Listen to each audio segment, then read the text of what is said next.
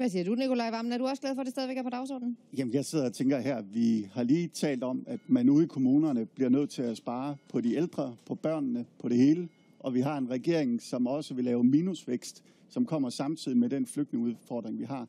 I den situation, så er det jo bemærkelsesværdigt, at det, som statsministeren gerne vil bruge penge på, det er sådan set at give skattelettelser. Og der fik Anders Samuelsen det jo ind, da regeringsgrundlaget blev lavet, at det skulle også ske i toppen.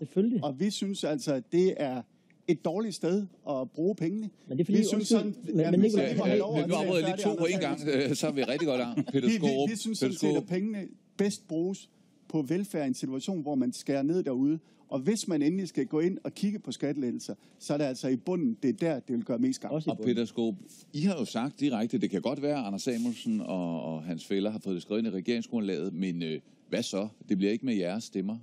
Det bliver ikke med dig som Ophelia.